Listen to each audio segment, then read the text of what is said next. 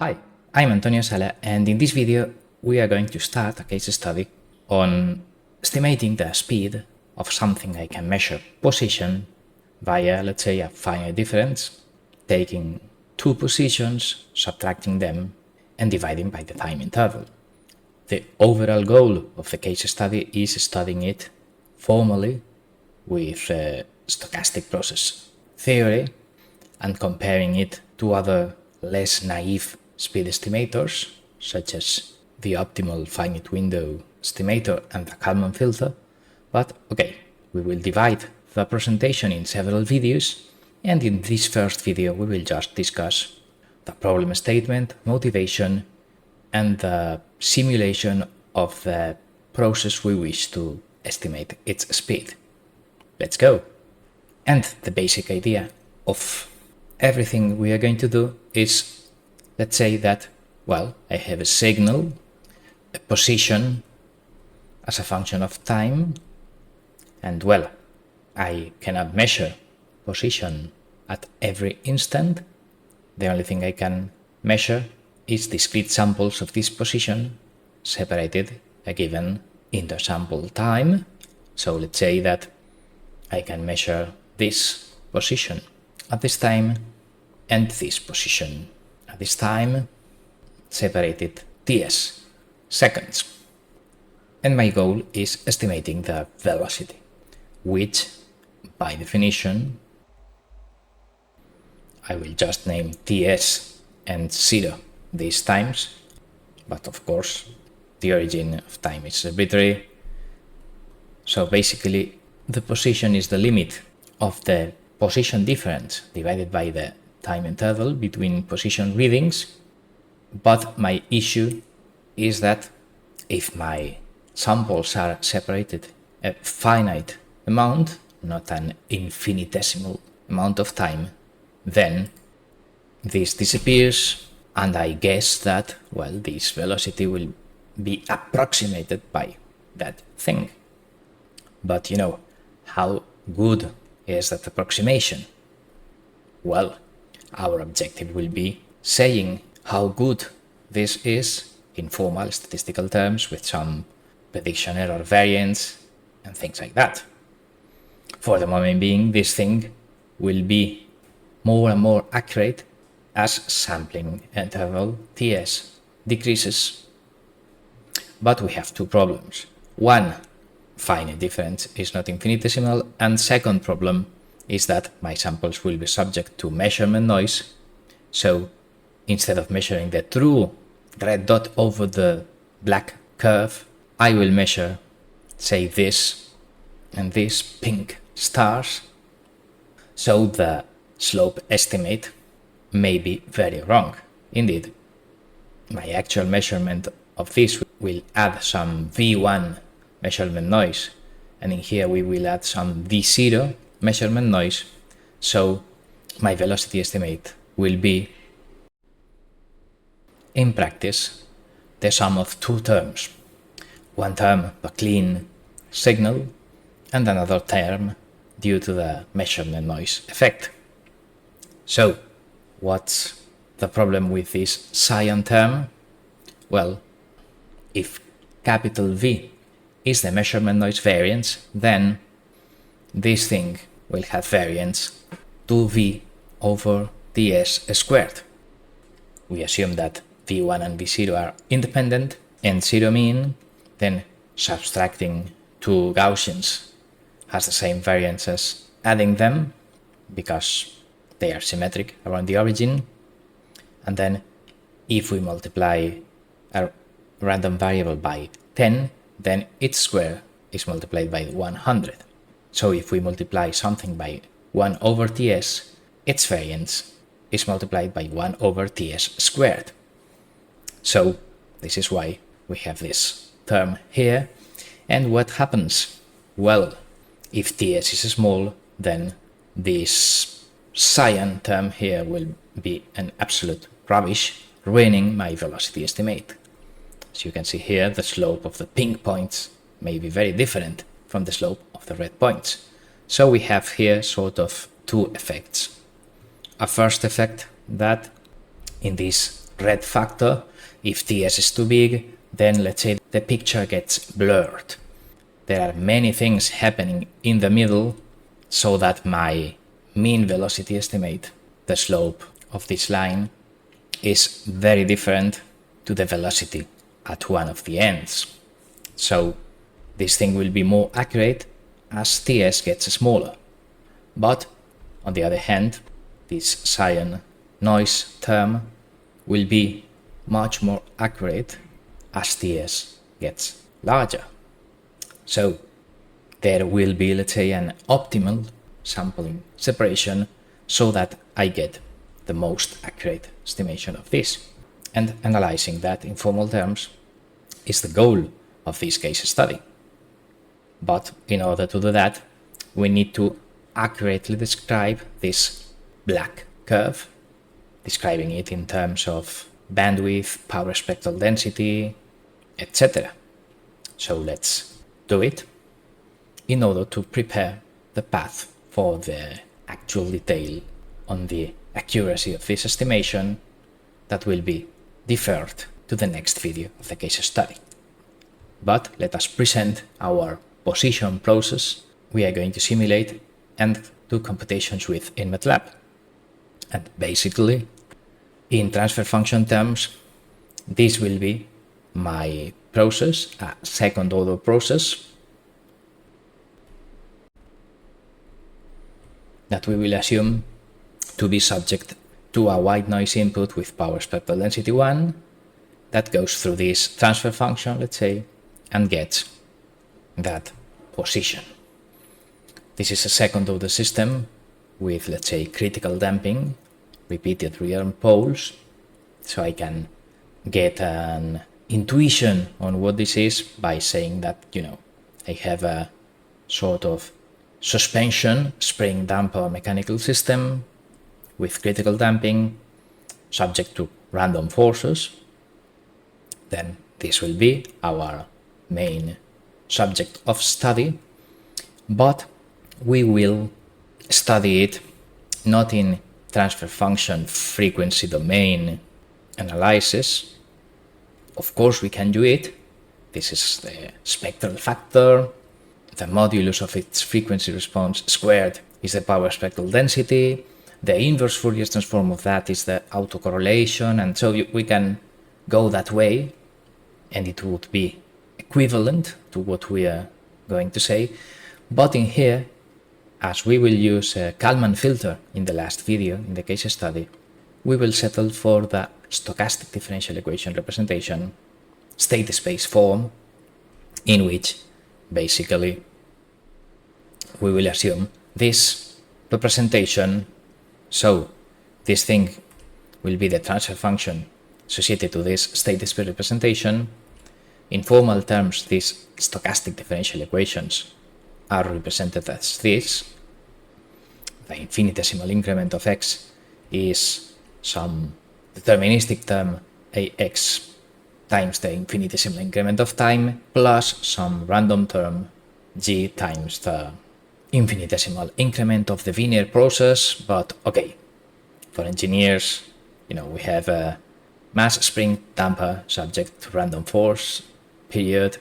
So we have a linear system with random input, sort of. Okay? So, which are A and G? Well, A and G are the ones given here that encode as an eternal state space representation the fact that the derivative of my first variable, which will be the position, will be the second one, the velocity, plus, zero dependence of whatever process noise, and the derivative of the velocity, the acceleration, will be some force balance that, okay, if pole is 0.25, this thing is the spring constant and the damping coefficient that gives me the requested critical damping. This is just undergraduate stuff, And in the force balance, we will also have a random force adding to that spring damper deterministic equations. So this will be the state equation, and the output equation will be the one below, saying that I will measure position. With that position measurements, I must estimate the speeds, but my sensor will be position. Okay, good. Then this is A, this is G, and this is C in my simulations and MATLAB code. So here we have it, double pole in minus 0.25. This is the output measurement, position, first state, and this would be the continuous time control system toolbox element that, subject to continuous time white noise, will produce my black position time response. So we will end the video simulating it. This will be the power spectral density of my input, and, well, theory of linear state space stochastic differential equations tells me that the variance equation, this is the Lyapunov equation associated to my system, and P is the covariance matrix. So from some initial conditions of uncertainty of my initial estimate, this evolves. I mean, this is not the place for the theory of this, but the thing is that when this reaches steady state and we equate time derivatives to 0, then the solution to this is a diagonal matrix 16,1 that tells me that the position has variance 16, the speed has variance 1, so standard deviation 4 and 1. And then we will simulate to check that fact. And in order to simulate this, we cannot simulate continuous time processes because the white noise force can have variations at infinite frequency, so continuous time systems cannot be simulated in a computer, but as this is linear, we can exactly integrate it and compute discrete time equivalents, so that, again, this is not the place for the theory, but we can prove that in this system, if my A discrete is the matrix exponential of the continuous A times Ts, and this thing here, capital WD, is the discretization of the input effect, then the mean evolves like this, and the variance evolves like this. And of course, if I let this variance equation reach steady state, so peak k plus 1 is equal to peak k, then the covariance is coincident with the continuous time 1. So this AD/WD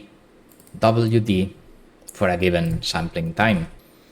These are the equations to do statistics in mean and variance, to propagating, Gaussian processes. But we will now simulate one realization, and then the simulation of that is a different discretization in the sense that, well, we move from this continuous time state space equation to this discrete time state space equation in which samples are separated one sampling period, AD is the matrix exponential, and WK is a random noise with this covariance matrix. And as you can see, the effect of input matrix capital G is already subsumed in capital WV. So this noise input to the discrete time process has identity matrix multiplying the noise. Okay? Again, you should look elsewhere for details on discretization of linear stochastic differential equations, etc. But okay, if you roughly follow this, it's okay for the moment being. So the thing is that, as I already have AD and WD computed, let us simulate it by throwing the dice. So this is the simulation code that, again, I will briefly review. You can pause and inspect it, or look elsewhere for details on stochastic differential equations, discretization and simulation. In here, this will be my measurement noise variance.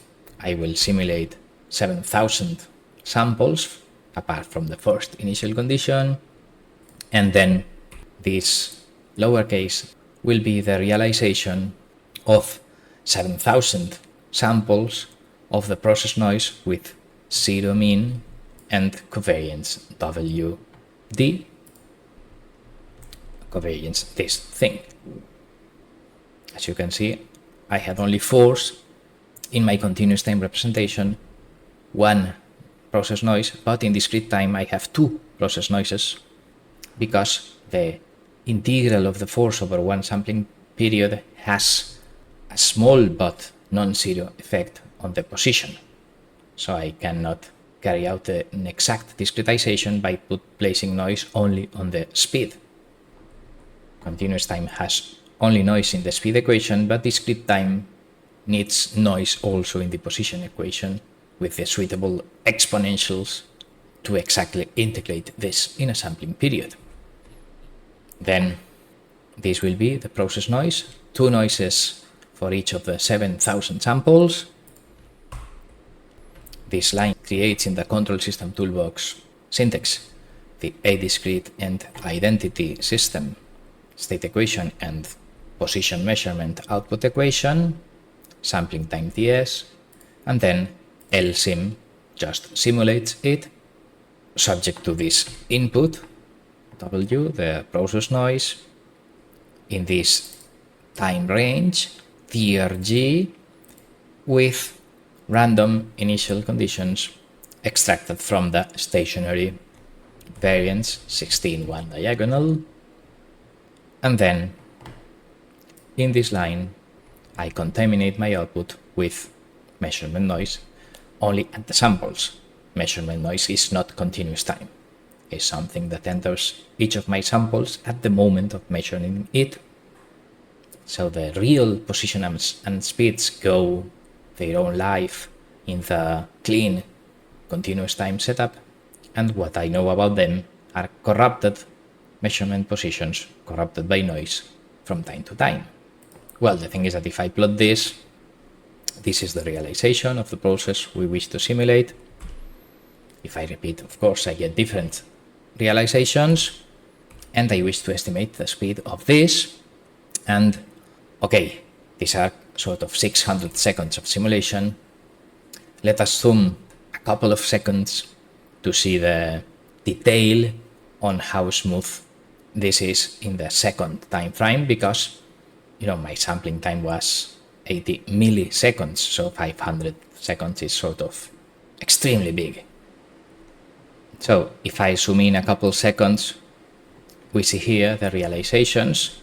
The red dots are the noisy samples, and then we can see that more or less, let's say the slope between this and this would be a reasonable estimate of the speed. This one is separated like 0.6 seconds, but for instance, if separation is very low in here, then the slope is very different, or in here. So, formally assessing how large the separation between the samples must be to get an accurate speed estimation is what I need, in the sense that, this is too small, slope is uncertain, and this is too large, and the slope is uncertain because, lots of things happen in the middle. Then formally computing which is the best sampling rate and formally computing the accuracy of this thing is the goal of this case study. So let us conclude this first motivation video. In this video, we have discussed the idea of estimating the velocity of something by finite difference approximations with position measurements. Then we have two competing terms, so we have a trade-off in terms of accuracy.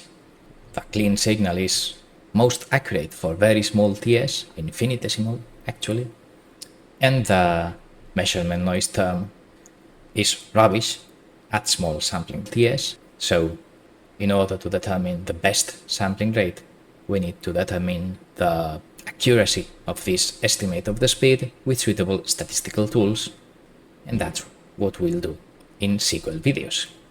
So for the moment being, we end here. Thanks for watching.